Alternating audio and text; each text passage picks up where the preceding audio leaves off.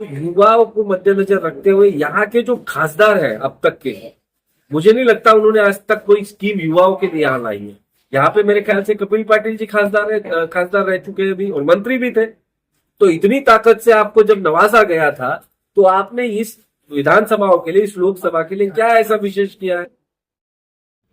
Bahujan Samaj party के महाराष्ट्र प्रदेश महासचिव प्रकाश इंगले भिवंडी इफ्तार party में शामिल हुए और बीजेपी कांग्रेस को आड़े हाथों लेते हुए क्या कहा, देखिए पोल को लेनेक्स पर। चैनल को सब्सक्राइब करें, शेयर करें।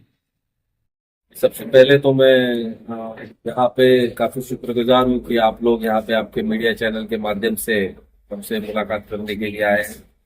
और आपके माध्यम से ही मैं रमजान की और अभी आज जो इफ्तार पार्टी यहाँ पे आयोजित की गई थी, ये इफ्तार पार्टी बहुजन समाज पार्टी के भिवंडी लोकसभा के जो कार्यकर्ता पदाधिकारी है, हमारे विनोद यादव साहब है लोकसभा अध्यक्ष, हमारे नसीम भाई है शहर प्रभारी, इन्होंने यहाँ पे ये नियोजन किया था बाकी सब कार्यकर्ताओं के साथ मिलकर। तो और आज मेरे साथ में इस इफ्तार दावत के लिए ठाणे जिले के दोनों प्रभारी भी मेरे साथ उपस्थित है। किरणकर मैडम है यहाँ पे, मड़के साहब बैठे हुए हैं, लोकसभा अध्यक्ष विनोद जी है। तो सबसे पहले तो मैं आप सबको बता दूं कि आज यहाँ पर आके हमें बहुत खुशी हुई है। हम हमारे भाइयों के साथ यहाँ पे हमने आज यहाँ पे ये इफ्तार दावत की। उसके बाद में हमारे भाइयों से हम मिले भी, और अभी आपके ये मुलाकात के बाद और हम चर्चा भी उनके साथ करेंगे। और सबसे महत्वपूर्ण बात यह है कि जैसे आपने बोला है कि कुछ ही दिन बाद अभी ये खत्म हो जाएगा और उसके बाद में संग्राम भी शुरू होगा। तो मैं ऊपर वाले से, अल्लाह ताला से यही दुआ करूंगा कि इस संग्राम में बहन कुमारी मायावती जी को ताकत दे, ताकत से नवाजे। पूरी ताकत के साथ बहन कुमारी मायावती जी आज देश में दोनों भी पार्टियों के साथ मजबूती से लड़ रही है, फिर वो कांग्रेस पार्टी हो या फिर भारतीय जनता पार्टी हो, दोनों के साथ लड़ाई हमारी चल रही है। हम किसी एक पक्ष की बात नहीं कर रहे। बीजेपी जिस प्रकार से इस देश में शासन कर रही है, यहाँ की बेरोजगारी को खत्म करने के पीछे, यहाँ पे युवाओं को खत्म करने के पीछे, यहाँ पे महंगाई बढ़ाने के पीछे अगर किसी का हाथ है तो ये भारतीय जनता पार्टी का हाथ है।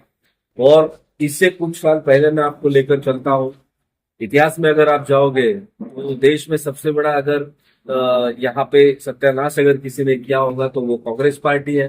प्राइवेटाइजेशन जो आज आप देख रहे हो, आज नौकरियां जो नहीं मिल रही है, ये कांग्रेस पार्टी की देन है। जब वित्त मंत्री मनमोहन सिंह साहब थे, पीवी नरसिम्हा साहब की सरकार थी, उस समय यहाँ पे प्राइवेटाइजेशन, ग्लोबलाइजेशन और लिबरलाइजेशन का फंडा लाया गया इस देश के अंदर में। हमने उस समय भी कहा था कि अगर आपको प्राइवेटाइजेशन करना है तो आप कीजिए, लेकिन प्राइवेटाइजेशन के अंदर भी आप यहाँ के बहुजनों को, दलितों को, माइनॉरिटी को उसके अंदर आरक्षण दीजिए। हम कोई विकास के खिलाफ नहीं थे, प्राइवेटाइजेशन के खिलाफ नहीं थे, लेकिन उसके अंदर यहाँ के लोगों को समान संधि मिलनी चाहिए थी, ऐसा हुआ नहीं। तो कांग्रेस ने जितना इस देश का सत्यानाश किया उतना ही अब बीजेपी करने जा रही है। इसलिए हमारी जो लड़ाई है इस संग्राम में, जैसे आप पूछ रहे थे, तो हमारी लड़ाई कांग्रेस के साथ भी है और हमारी लड़ाई बीजेपी के साथ भी है, और हम पूरी ताकत के साथ ये लड़ाई को लड़ने वाले हैं। जैसे कि आप जानते हो कि देश के अंदर में तीसरा बड़ा पक्ष बहुजन समाज पार्टी है, और बहुजन समाज पार्टी आज देश में तीसरा नंबर का नेशनल पार्टी होने के कारण यहाँ पे मजबूती से काम कर रहा है।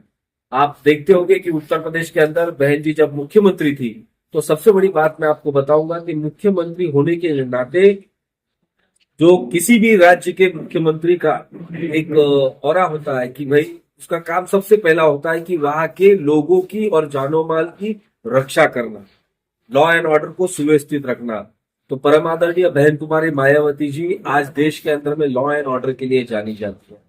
तो मैं सभी से यही कहूंगा कि जैसे आप बीएसपी को मजबूत करोगे, बहन जी को मजबूत करेंगे, तो उसके बाद में इस देश के अंदर में और हर राज्य के अंदर में आप देखोगे कि लॉ एंड ऑर्डर सुविधा मजबूती से होगी। एक आखिरी सवाल है आपसे, पार्टी का कोई उम्मीदवार भी है लोकसभा से भिवंडी में? जरूर, भिवंडी लोकसभा हम बहुत ताकत से लड़ाने वाले हैं। पार्टी का हमारा उम्मीदवार भी है, हमारा उम्मीदवार हमारे पास पार्टी का है ही है। लेकिन मैं आपको ये भी बात बताऊं कि आने वाले हफ्ता भर में एक बहुत बड़ा भूकंप हम भिवंडी में करने जा रहे हैं। जिसके अंदर आपकी भी आंखें चकाचौंध हो जाएगी। भिवंडी में समाज किन पार्टी मुद्दों क्या पे क्या करते हैं? इलेक्शन लड़ेंगे, कौन कौन से मुद्दे रहेंगे? भिवंडी के सबसे बड़ा मुद्दा जो था, यहाँ का पावर सप्लाई का बहुत बड़ा मुद्दा है, जो टोरेंट कंपनी का है। और आप जानते होंगे कि यही टोरेंट कंपनी किसके बलबूते पे चल रही है।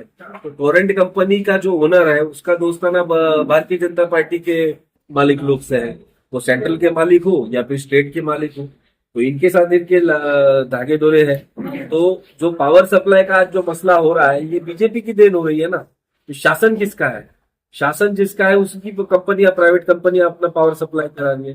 तो बीजेपी की वजह से ये हाल लोगों के हो रहे हैं। शहर के अंदर में दूसरा मुद्दा है, आप देखो कि शहर के अंदर में आज सबसे बड़ा मुद्दा है घरे जो बने हुए हैं, मकाने जो है, मकानों की भी हालत काफी खस्ता है। सड़कें जो है, सड़कों की हालत भी काफी खस्ता है। पानी की समस्या आज भी भिवंडी में बड़े पैमाने पे है। तो ये जो महत्व के मुद्दे हैं, इसको लेकर हम आगे जाने वाले हैं। और सबसे बड़ा मुद्दा, बहन जी हमेशा कहती है कि युवाओं की तरफ ध्यान देना चाहिए। जो राष्ट्रीय अध्यक्ष है हमारी पार्टी की, आदरणीय बहन कुमारी मायावती, जो हमेशा कहती है कि युवाओं की तरफ ध्यान देना चाहिए।